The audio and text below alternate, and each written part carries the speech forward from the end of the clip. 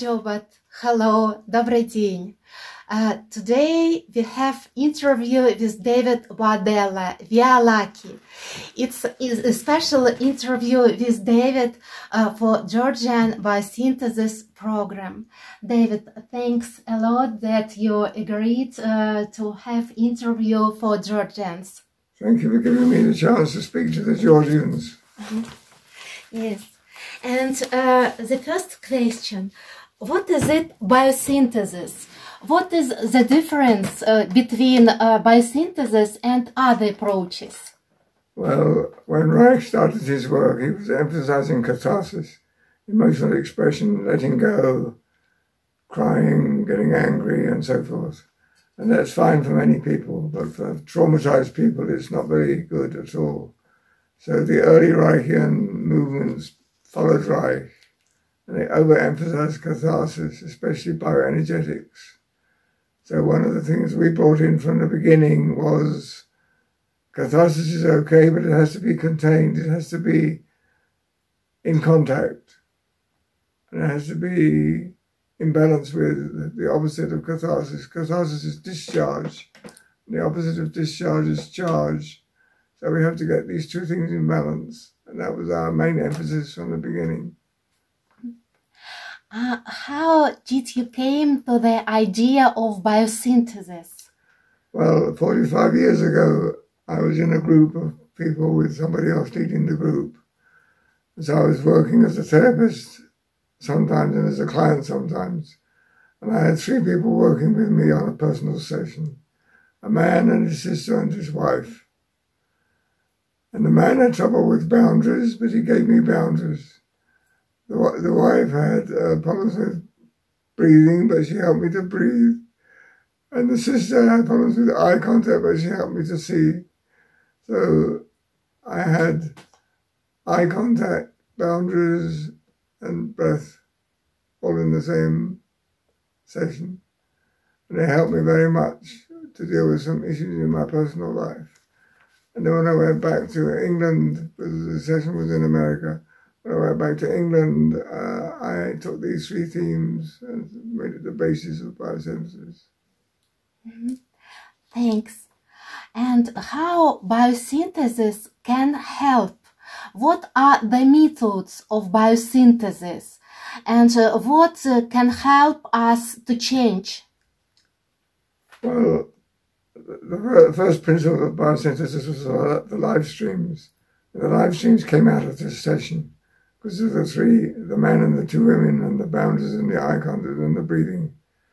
So then I realized that this is fundamental because of the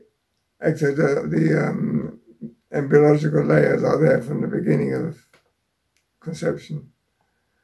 So we have the ecto to do with eye contact and voice and understanding, the meso to do with action and movement, and the endo to do with breathing and deep feelings.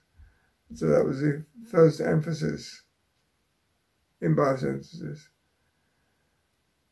And then these 3 live streams all go through the neck, because from the neck, if you change the neck, you've got the flow to the voice, exodermal, you've got the flow to the diaphragm, endodermal, you've got the flow to the spine, mesodermal. So if you don't know where to work with the client, work with the neck. Then the live fields start to emerge. The live fields themselves are based on the 7 natural segments of the spine, which Reich described. And these are natural curves in the spine. So the live fields is a different concept from the live streams. And the live fields are sometimes to do with what you express. You can film them, like I move my arms, you can see my hands moving. And sometimes they're internal. You can only express them through speaking or writing or drawing. Biosynthesis makes a very good connection between people. Yes. In all the world. What is the secret of good connection? I think it's to do with the contact channels. And one of the contact channels is the voice. And then you have the talking in different languages. And when we work in different languages, we have a translator. But That's only one aspect of contact. Then there's the quality of the sound of the voice, the expressive side of the voice. So we have the contact channel of the voice, we have the contact channel with the eyes, we have the contact channel with touch, we have the contact channel with the energy field. And the energy field is beyond the difference of language. And so is the touch, the difference of language, and so is the eye contact. So only the voice needs to be translated. Mm. And this helps people to get to know each other very well and to trust. And when we're working with touch, when we're working with the voice, we translate up from the voice, down from the voice to the body, and from the body to the voice. So that's translating not language to language, but how you express yourself and what the words come out. Thanks. And please say some words about spirituality in biosynthesis. I'd like to say a bit about touch before that, because touch is one of the elements of touch. And the elements of touch is air touch, helping the breathing, water touch, helping the movement, and so on. These are elements. Earth touch, helping the grounding. Fire touch, helping the warmth. So we have elements of touch. And these are beyond the difference of language. This is fundamental to every culture. And then when we're touching, we have to decide who we touch, who we don't touch. When to touch, when not to touch. Where to touch on the body, where not to touch. How to touch with these elements, how not to touch. How much to touch, and why we touch. So elements of touch, the principles of touch is very differentiated. We don't touch everybody. We don't touch every place. Yes. Next. Spirituality, I'm interested in the roots of words, what words tell us about the meanings of things. Spirituality is linked with inspiration. Inspiration is not just breathing in, it's taking in nourishment, not just physical nourishment, but nourishment for the soul, nourishment for the essence. So spirituality for us is to do with heart contact, depth of contact, the inner ground of trust. The outer ground is your work, your job, your contact with people. Your inner ground is your contact with yourself. When this contact is deep enough, that's true spirituality. And what we have to be careful of is the spiritual movements, getting dogmatic, and getting telling you how you have to be, telling you they know more about you than you do. So we're very cautious and careful about pseudo-spirituality. People who go to sects, the great leader tells you how you have to be. We're trying to do the opposite. We're trying to find contact with the inner teacher of the client, and that tells him how to be. So what one client needs is the opposite of what the next client needs. So we have to be very careful we're not imposing our method on the client. And about poetry, yes? You are the poet, you like literature, English literature, maybe not only English literature, yes? Well, I started writing poems when I was 17. Huh? So that's 80 years of writing poems now, 70 years of writing poems. And then when I went to university, I studied literature because I was interested in creativity of words and writing. And when you're writing poems, you're listening to your inner voice. So this is part of spirituality. Poetry, the word poem goes back to the word creativity, which goes back to growing. So it's inner growth. The poems help your inner growth. And in the groups, we're not teaching people how to write poetry, but we advise people to write down their experiences. So when they write their experience down, they're translating from the body to the word. And that helps them to remember what helped them.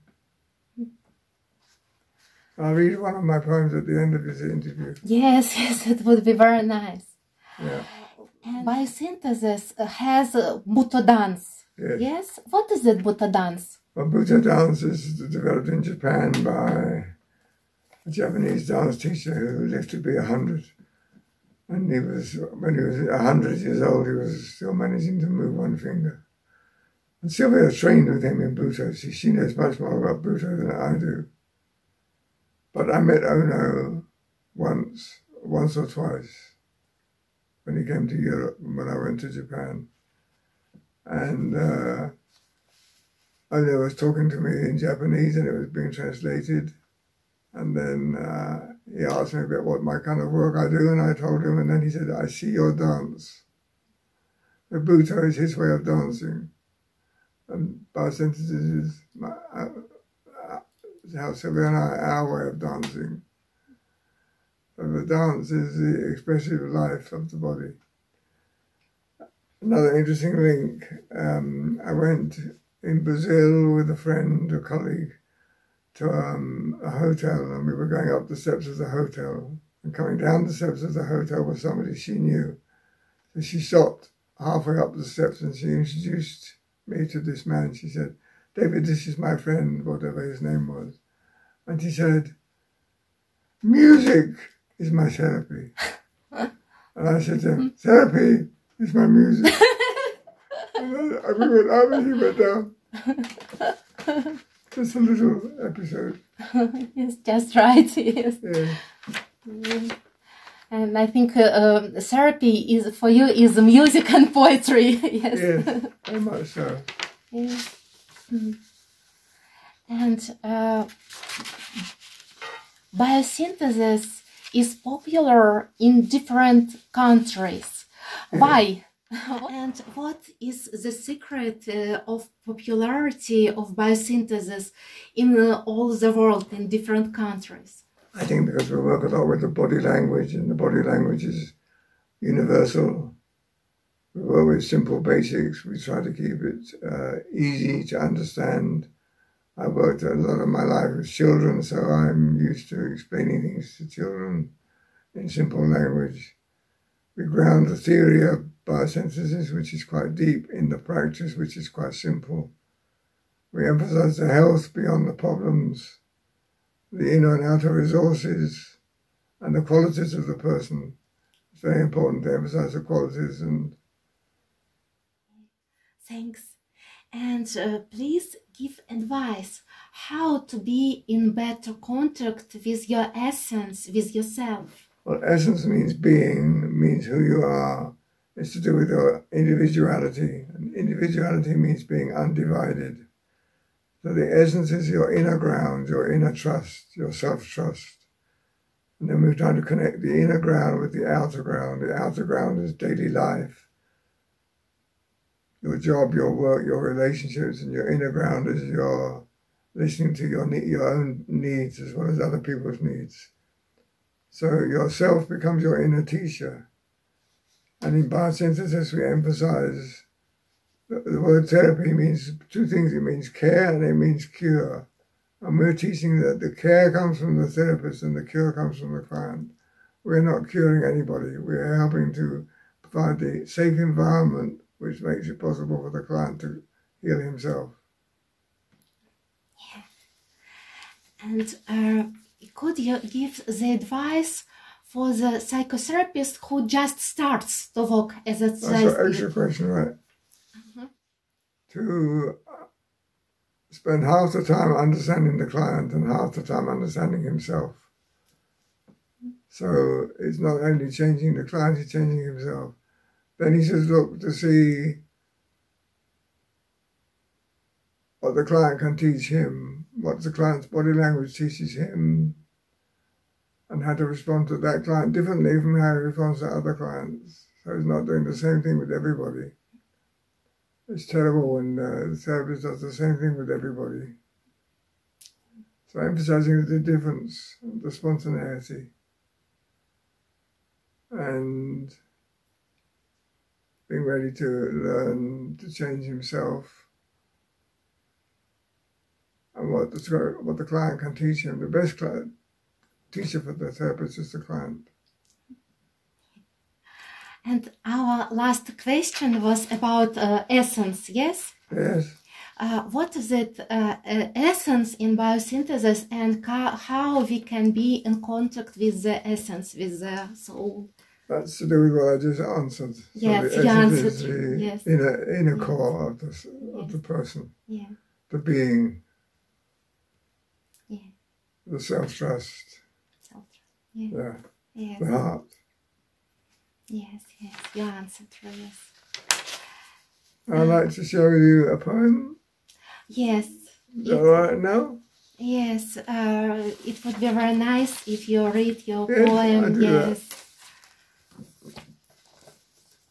It was written about a month ago. It's called Past, Present and Future. I read it and then I give it to you at the end. What is past is not dead. All vital memories stay alive and help us to thrive. Thrive means to go well. From birth to now is the magic and the mystery of how we shape our life in the rhythm of individuality, creating a legacy which others can follow and carry forward tomorrow.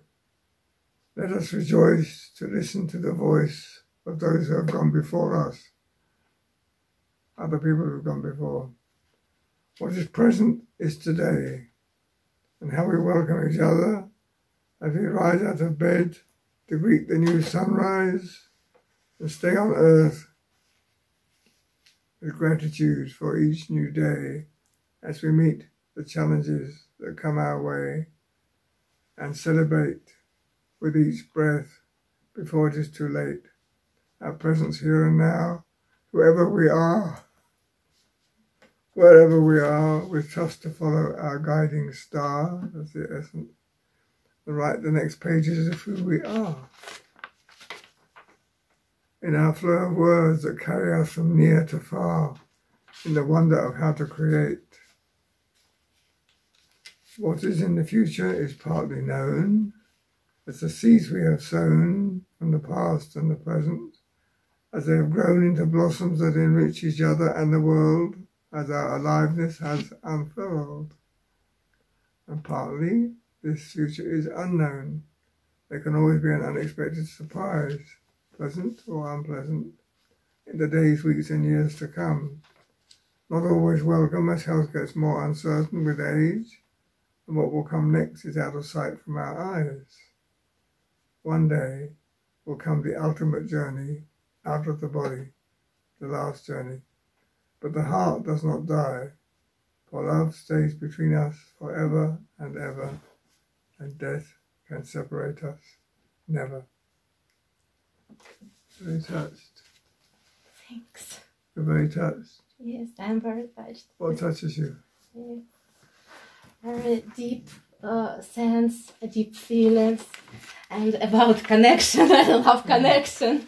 That is biosynthesis poetry, I think. Right. Yes. Thank you a lot for the poetry. Thanks a lot for the interview. And thank you for asking very good questions. Very deep questions. And maybe you say something to Georgian group.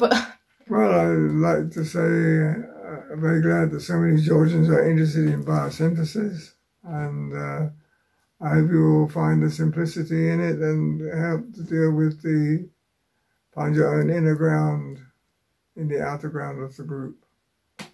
We're very lucky to get the biosynthesis coming to your land, and also to get you coming to our land. Thank you very much. Thank you. And madloba in Georgian language. What? Madloba. Madloba in Georgian language, and thanks. Oh, madloba. Okay, thank you.